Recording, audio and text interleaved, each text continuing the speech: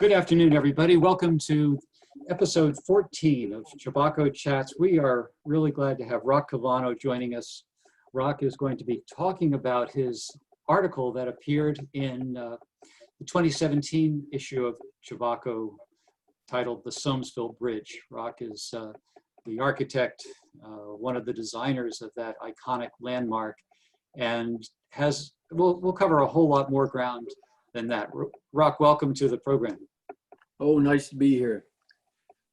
So we've been looking forward to this. We're going to, I'm going to see if I can get the right screen up here and get this show on the road.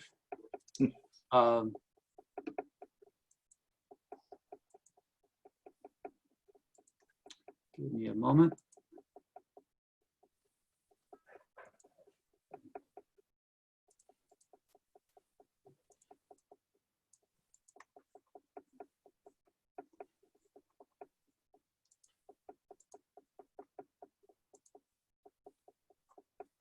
All right.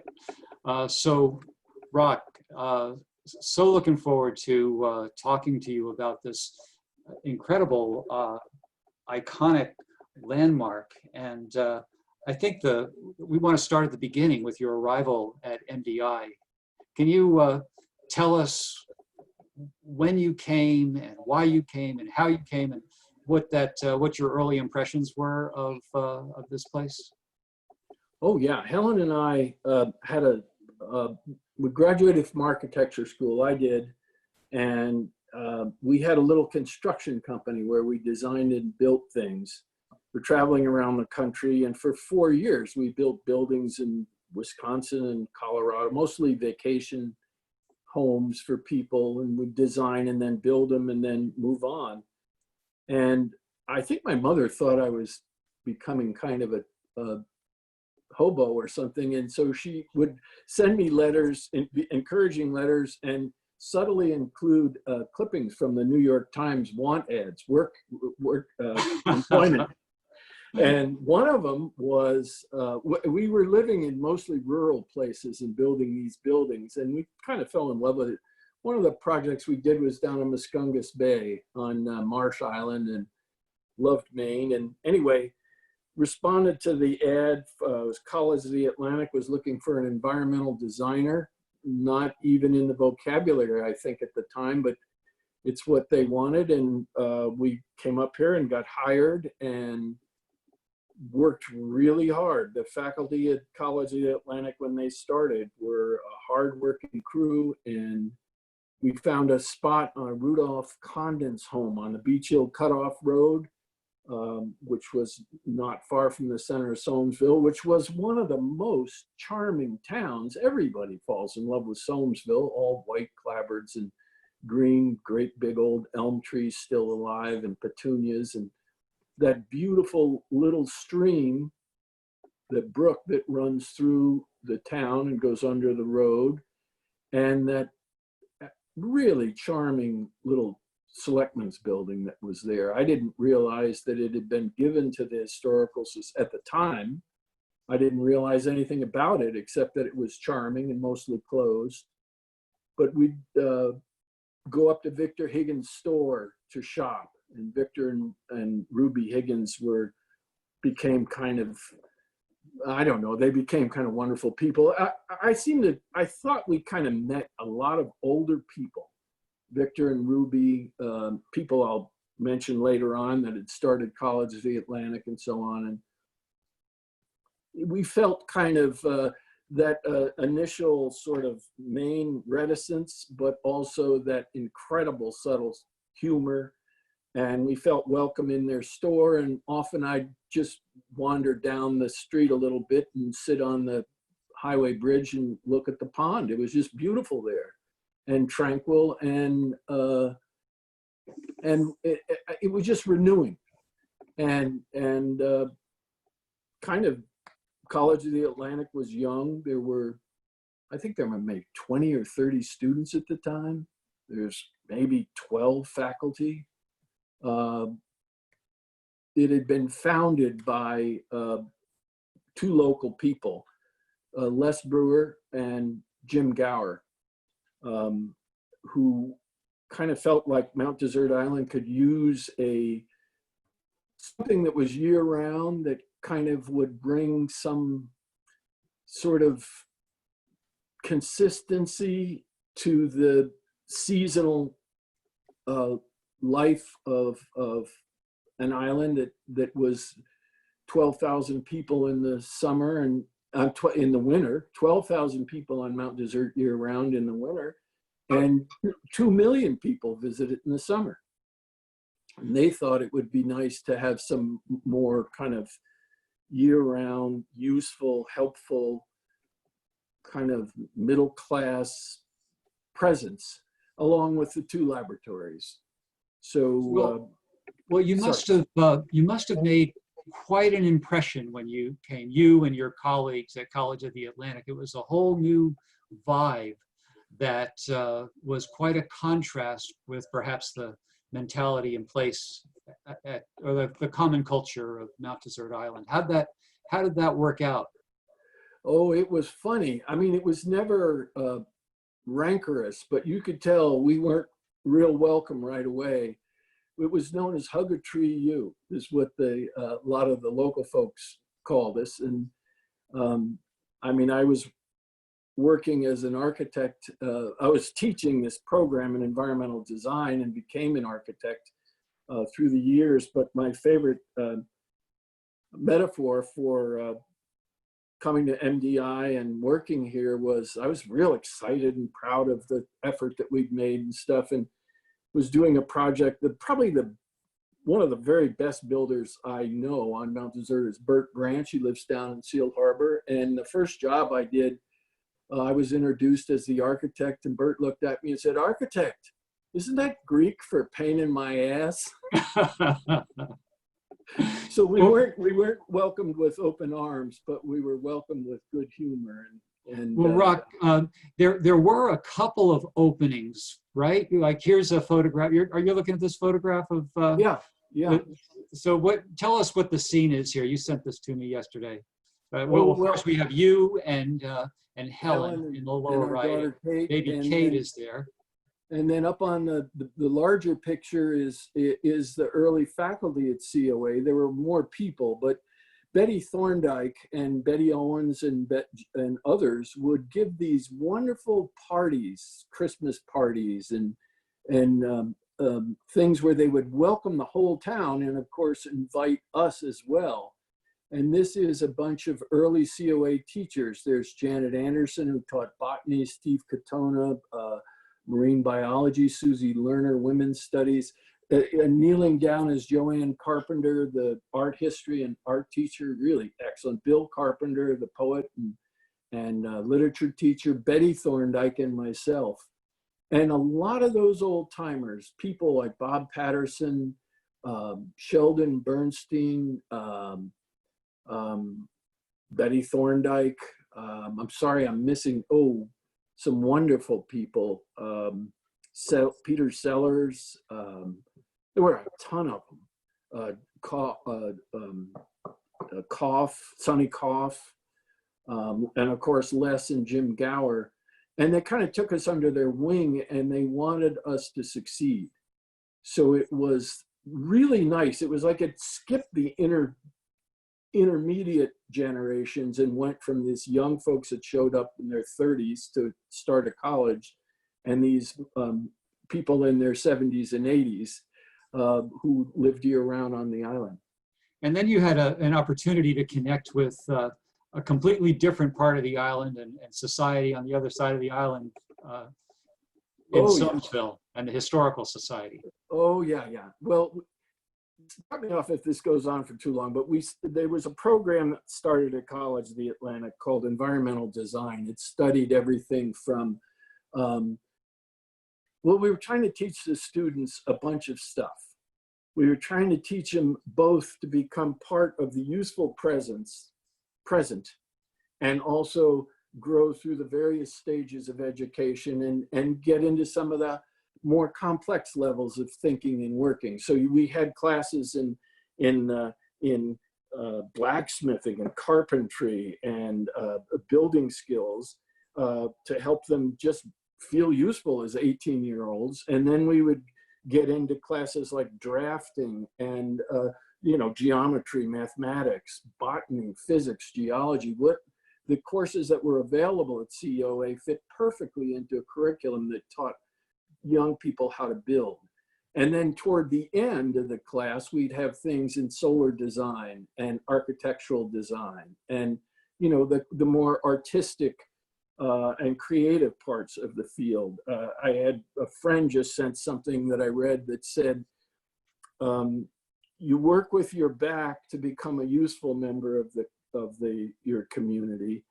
And a person that works with their back and their brain is a craftsman. And a person that works with their back, their brain, and their heart is an artist. And that's kind of a rough draft of what our curriculum was like. And Roc, Roc, you were asked to solve a particular problem for the Historical Society, and you brought your students to a gathering, a board meeting, tell us what happened. We did a bunch of projects, and Bob Patterson, God love him, was a trustee, and he sat in on a lot of our classes. He was delighted with the kids and was a great asset to the whole community and our college particularly. One day he said, Ralph Stanley and a number of members of the Somesville Historical Society had outgrown the Selectmen's Building, which housed the collections and stored things that people had donated over the years. And they wanted a larger storage facility. John Soames had given I believe the Historical Society, correct me on this, Tim, but he'd given them, it was like 1931 or something, he'd given them the two sides of the brook in Somesville. That's right. And Virginia Soames Sanderson is pictured in the Selectmen's Building. This is what the building used to look like. If you've been there recently, it's really different. Yeah, really. That is that tiny space. And it got filled up real fast. Yeah. So one of them, and Ralph Stanley, I believe, was the chairman of the Historical Society at the time, or at least an active member there. And he said, we need to build a new building. One of the selectmen, and I don't know who, said, well, let's build a prefabricated garage and just put all the stuff in the garage. And that's when Ralph Stanley talked to Bob Patterson, and Bob Patterson, who had come to COA and helped with our classes, said, well, maybe the kids at COA will help us and do something a little more interesting than a prefab garage. They didn't have much money. I'm going to guess it was about $15,000. Yeah, 15. Yeah. Yeah. And so the students were delighted to do this. We took on the job. We met with the clients, and it got a little. As an architect, I've found that people that have a vested interest as a committee, a very important interest to them, often fight with each other about what history is, or what religion is, or who believes what, and what the facts are. And it's kind of it's interesting to see. It's kind of lovely to be in a democracy where those struggles go on in public, but the students weren't professional architects. So this was quite an eye-opener to them, to sit in these meetings and hear some of the people really go at each other. But we made a number of designs and came up with one that we had hoped that they would like. We all loved it. It had a little porch on the brook side, and then an entrance on the driveway side. But they didn't like it. They thought it looked too shacky. And yeah. the term had ended. It didn't look shacky. It was nice, but they didn't like it. So, and the term had ended. The students were a little disappointed, but delighted for the experience. And of course, at the end of the term, so they forget everything and go home. And the design was not acceptable to them. So Mr. Stanley called me up one evening, and and said, you know, the people still want a building, and what do you think? And I said, well, they didn't like what we showed them, so I don't know what to tell you. And he said, well, I think you ought to just do it. And, you know, it was Ralph Stanley, so you do it. You know, he's a wonderful, wonderful man. And I wanted he and Bob Patterson to be happy. So I went back to the office and just drew it up and really just took every signal from the little building, the original building, we got, I think Brian Hamer was the builder that built it, and we came in right on budget. It was a very simple thing, and it was used lumberyard materials, windows and stuff that matched the selectmen's building, and built it. And it was quite attractive. I think it is attractive and unassuming in its task. Well, Roc, once you completed the building, and then you had the question, now what do we do? And you worked out a solution with a suggestion from a student and from Virginia Somes Sanderson, which was what? Yes, Bob Patterson came again to the school where I was working, to my office, and said, Mrs. Sanderson would like to talk to you. And I didn't know who she was at the time, but I said, sure, I'll be happy to. And went to her. And one of the, I better preface this with saying, while we did the little selectmen's, the new storage building on the other side of the pond, the stream, now I've lost my train of thought here. We were talking about doing, one of the students came up with a thought, wouldn't this be cool if we put a bridge from one to the other? Because we were in the class, we had talked about, you know, there's a selectmen's building here, and then you got to walk all the way around to the other one. And the student, well, why don't we do a bridge? And we all thought, oh, wouldn't that be cool? But no one had asked us to do it. Back to Mrs. Sanderson, I went to meet with her, very regal kind of, I thought she was a nice woman, but she was very kind of proper. And she said she liked the building. She basically just wanted to say, we like what you did, thank you. She was a member of that historical society, though she hadn't come to any of the meetings where they were squabbling. And she said, well, what do you think we should do now? And out of the blue, I just repeated what the student had said. So, well, I think we got to do a bridge from, I had no idea how to do it or anything. I just thought, wouldn't that be nice? And it's a nice autumn afternoon, and in a chat with this lovely lady, again, one of that older generation kind of talking to a newcomer in a very kind of encouraging way. So anyway, she looked at me, eyes wide, and said, that's a marvelous idea, young man, just like that. And I thought, uh-oh, now I've done it.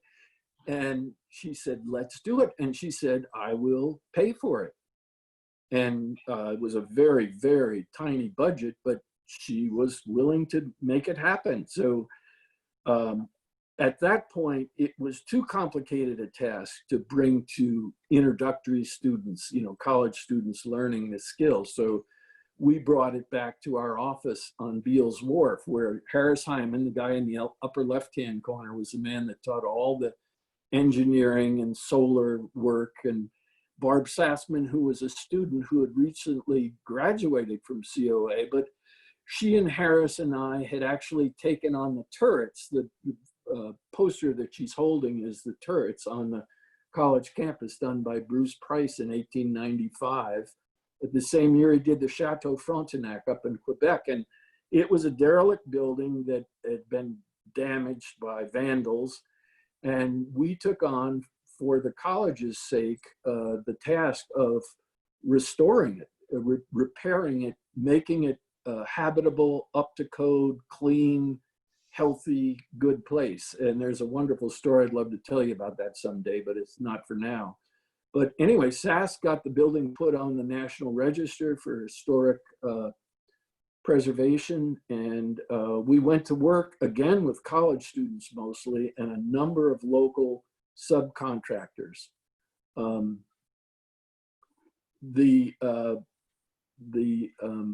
Roc, get to the bridge. How did you you had these collaborators and Harris and Barb, and well, tell us how that came about. Well, we had an office in Southwest Harbor, and I went back happy as hell to tell them that, hey, we just got asked to design a bridge. And Harris, who's a structural engineer, got really excited because he loves the, complicated engineering problems. And so we started working on it in our office, and it was a real team effort with Harris taking the lead, Sass keeping us both sane, and she was the one that Harris and she went up to the pond, and Sass is the one that put on fishing waders and kind of in a cold day wandered up to that shore, and they were trying to find which shore on each side the bridge should span to, where it was most stable. And they found it, and then Harris started designing it, and I remember he would do designs on tracing paper, and he'd say, "What do you think?" And he'd hold it up, and Sass and I would say, "Oh my God, it looks like a bridge on the interstate. Start again, Harris." And he would over and over, we would do these things until finally the three of us kind of came up with this form. And it really was a form structurally that mimics the railings on the ramps that go between a float and a pier. Where you use the railing as it's actually a beam. It's not just a decorative thing that you put your hands on. Those vertical supports are threaded rod which anchor the railing to the beam that supports the footpath. And then I told them that it should be arched, because I'd had this vision that the Monet Bridge in his paintings were so beautiful, and I could see why he painted them. And I also thought it would be nice because at the time, I think they were netting alewives under that pond. And I thought it ought to be able for someone in a rowboat to be able to row under it without, having to hunker down or crack their head. So we came up with an arch, and in the process of talking about the arch, I thought maybe it's an architectural thing, but if you have a curve like that, this vertical supports, instead of being plumb, dead vertical, could radiate to the center point of the curvature, which kind of reinforces the sense of that thing arcing up and landing on the other side. Trying to think if there's anything else involved in it. It was 58 feet. The historical people, that after Mrs. Sanderson said, "I'll pay for this, let's do it, but you need the approval of the Historical Society committee." Well, there were concerns about the strength of the bridge, and I'm going to go right to Harris's memo regarding a particular and unexpected concern from the society. Well, they didn't think it would be strong. When they saw it, they looked at it, and these were all lay people except for Ralph Stanley and Bob Patterson, and they didn't think it would be strong enough. And one person said something like, people having sex on that bridge would cave in under them, or something like that. It was really a shocker to me to hear the guy say it in public, but I thought, yeah, it was a strange thing for the person to be thinking of. But Harris took it seriously, and so he actually went back and said, "Well, I'll calculate the reason that soldiers break rank when they march across the bridge. There's a rhythmic, like when you bounce a basketball, you can make it bounce higher and higher. There's this rhythm, it's called dynamic loading, and it's this process that can make a building fall. A bridge in, I think it was Seattle, fell apart because of the buffeting wind that hit it. Anyway, he calculated it for that, and then he calculated it for a bunch of high school guys with a case of beer jumping up and down on it, and a wedding party and all that. And it turned out that it was perfectly sound. And then when we back to the meeting, and Ralph Stanley said, "Well, we can always put a brace under the arch to anchor it in the bottom in case we have to calm the people that were anxious down. And we got permission to go forward. And this thing that you have on the screen is a note from Harris in answer to a woman who was having a wedding party photographed on the bridge, and she was worried that it might cave in under them.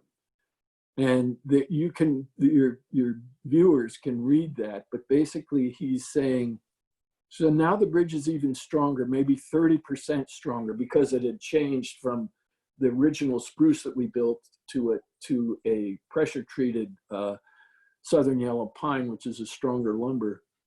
And the dynamic response is now 10 hertz. Consequently, you can advise the bride or party that the bridge is quite safe for a wedding. And while I would hardly counsel it, also safe for consummation of the marriage. He had actually calculated. However, I have been away from MDI for too long and have not kept up with local tradition. So anyway.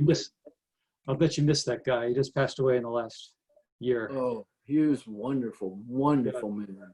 So Roc, it's unbelievable how time flies here, but yeah. Get us to what accounts for the extraordinary draw of this bridge. Why is it so often photographed? What is it about this setting or this design that makes people want to take a picture of it?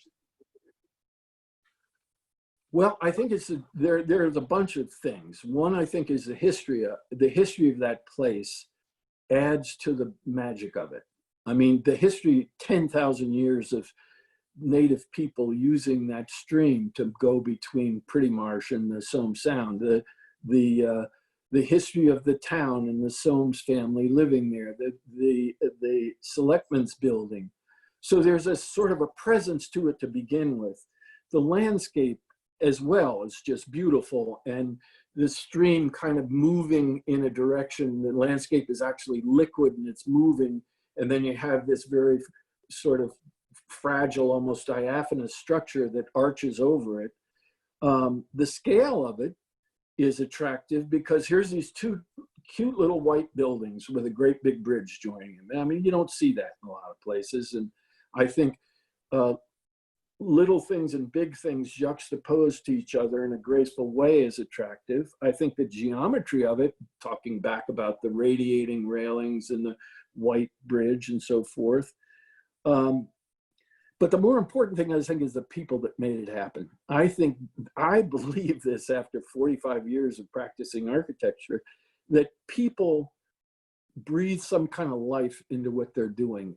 And that radiates out of a building when their involvement is genuine and good. You can see it. And so the inverse is true too. You can see buildings that aren't very attractive for some reason, and there was an unattractive process that created them.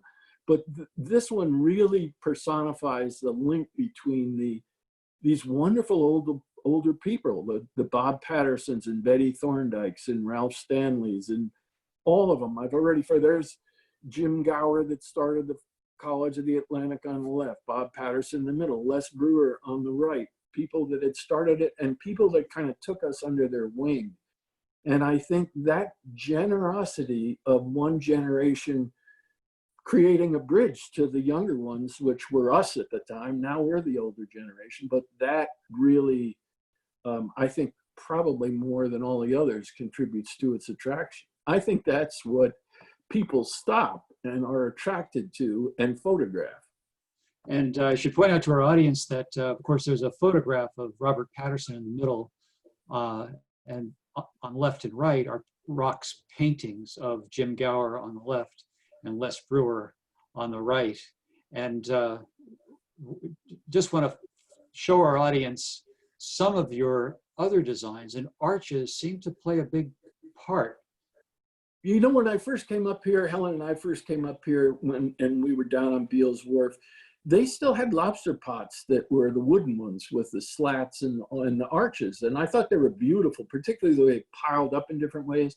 So when it came time for us to build our own home, I thought maybe I'd like to reproduce one of those lobster pot forms, that Quonset hut shape, half cylinder, And it's a very efficient shape as far as heat loss and energy efficient and keeping the wind from wicking heat out of a building. So that was the reason for that one.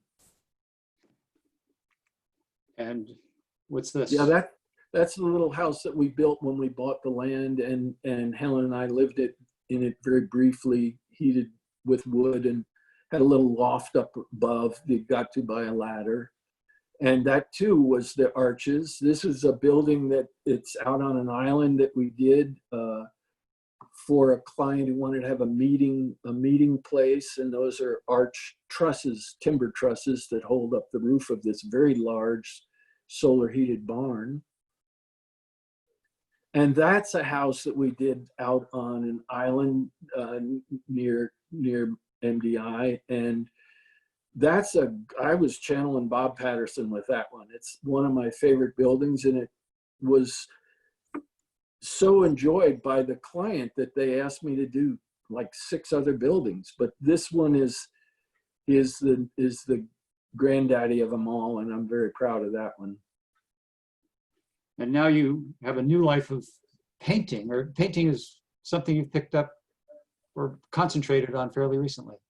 Oh yeah, when I retired, I started painting full time, and I won a little grant to go down and paint in the dune shacks on Cape Cod, and got my craft back up to speed. And these are paintings that I did, and they're actually been purchased by an architect, but they're buildings on Mount Desert Island that are just, I think, beautiful little buildings. And I think there's something about that scale of the Selectmen's building. There's something about the scale of most of the older buildings on the island. Even the big ones are broken up so that their profiles are smaller scale and in different ways. And these are 5 little buildings on the island that still exist that I think are just charming and kind of inspiring to look at. Oh, this is the stone barn. This is the article that you're writing now, Tim, and it's it was built by the Shea brothers, who were stonemasons, in order to kind of advertise their craft. Well, Roc, there's just too much ground to cover in the time we have available. It's been wonderful talking to you, and our preparation for this is so much fun. Thank you for being part of this. I hope we can have you back sometime, because you're not done sharing the stories you have about this place. Just take us for a quick spin around your studio. Just tell us more about the setting that you're in now. Well, this is a studio we built last year. It's just a dormer on a room in a house that I built for my mother. And this is, I'll show you. I'll see if I can. Here's some of the paintings.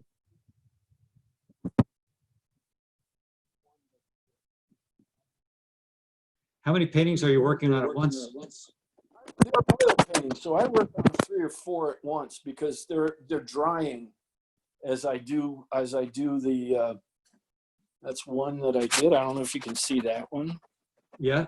One I'm doing for a man who fell in love with a young woman during the age of the Corona. So he asked me to paint a painting of he and his girlfriend talking across the parking lot in San Diego, California. Move your finger, Roc. You've got your finger in front of the lens. Let's have a good look at the painting. There we are. Yes.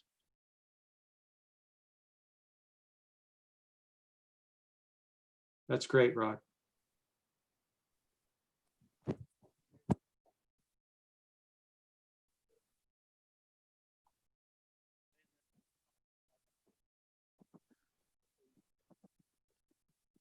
Oh, where are we going now? This one I did of. Can you see that one?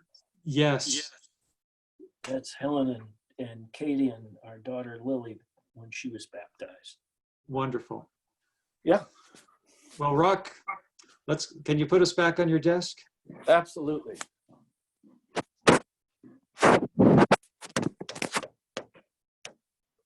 There you go. Done. All right. Well, we have to go, but it has been great talking to you.